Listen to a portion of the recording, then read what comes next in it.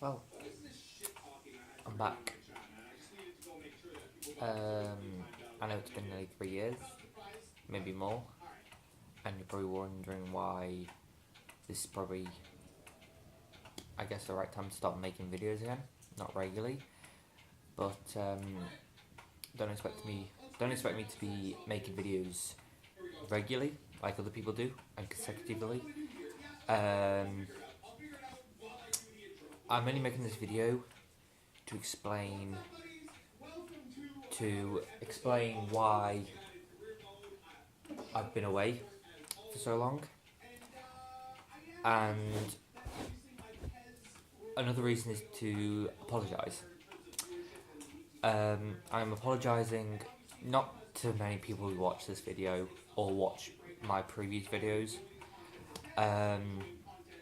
because I know I'm not the most popular guy in YouTube and in life. But yeah, I just want to apologise to you guys, and thank you to people who've been messaging me on Facebook and Snapchat, new people and old friends, should we say.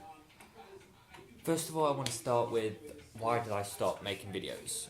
I stopped making videos because back then I was a happy guy. I wasn't popular, obviously, but I had more people to support me than I have now. I stopped making videos in about July, August time in 2015. And the reason was because I was in year 10 at the time and I wanted my GCSEs focused on. I didn't do well, and I'll get into that in about a couple of minutes. When year 11 started and I started revising, well, not revising, but studying towards my GCSEs, I started become into a bad place. And I'm not going to go into details because I don't want hate comments or anything like that in the comments down below. Most people do understand and know what I've been through. Got through year 11, still breathing, should we say. Unfortunately, I only passed English out of like the 5 GCSEs I did, which what can you do? I can't redo everything. Got a D in maths, and I'm waiting results from college. That's how far I've come since making YouTube. But let's start a year from when I stopped making videos to September in 2016. I met this girl, and this girl people gonna say, oh, it's gonna be a love story and how we fucked up and everything. No, it's not gonna be like that. It's not gonna be a sub story or me making excuses. It's, I guess, me explaining what happened.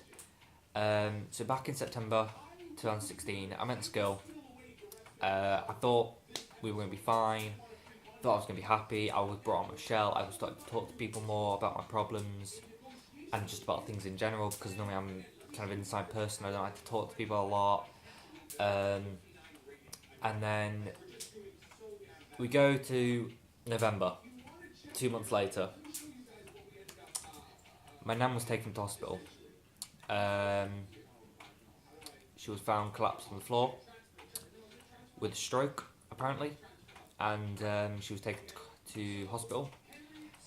We were informed. My dad literally woke up from work about 3 hours after going to sleep, went down the M6, about 3 hours up the road to where I am now in the Lake District, and basically they said that she will die, and if she did live, she'd only have the function of one arm. She'd be in a wheelchair, and she'd have to be hand-fed. So basically, she had to have a full-time carer because she was going to be pretty much permanently disabled and literally 95% disabled. And then we skipped to about 3 weeks later, 2.5, 3 weeks later, and I was in maths at college. I just finished. I literally had a phone call from my mum literally a minute after I got out of the room saying, look, you gotta come out of college, it's about Nan. I was like, I know what's happened. There's no more be telling me. Went to tell my tutor, and he said, yeah, I couldn't find him. So the person I saw said, yeah, he'll tell him. Got home, and my mum said she died.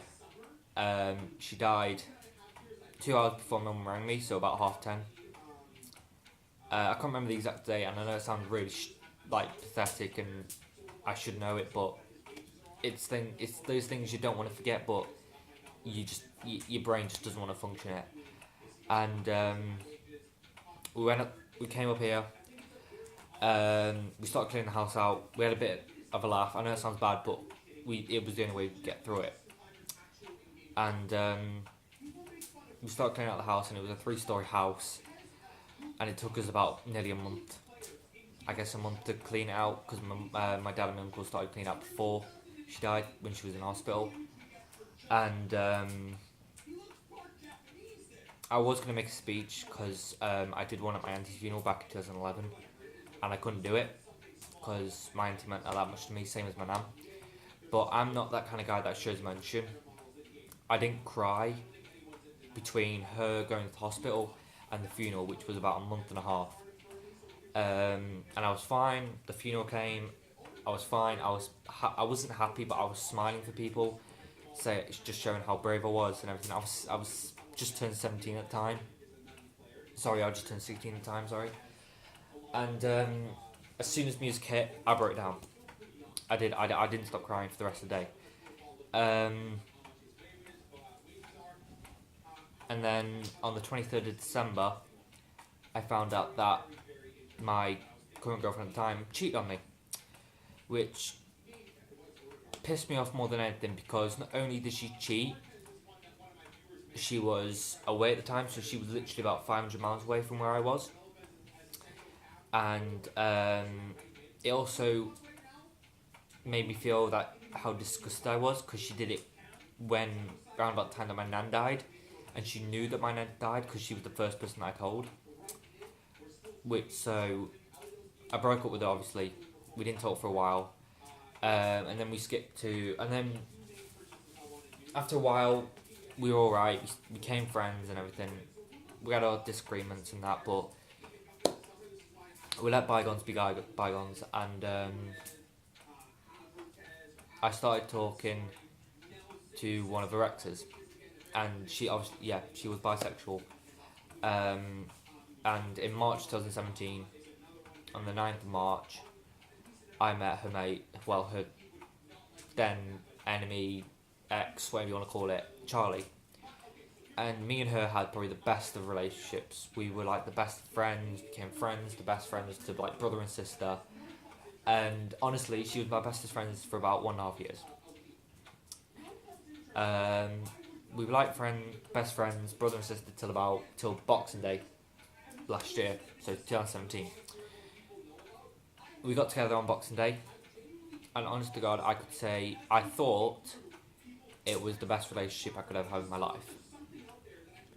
I was trusted with her family, she was trusted with my family. I used to go to her, she goes to mine, stay around each other's.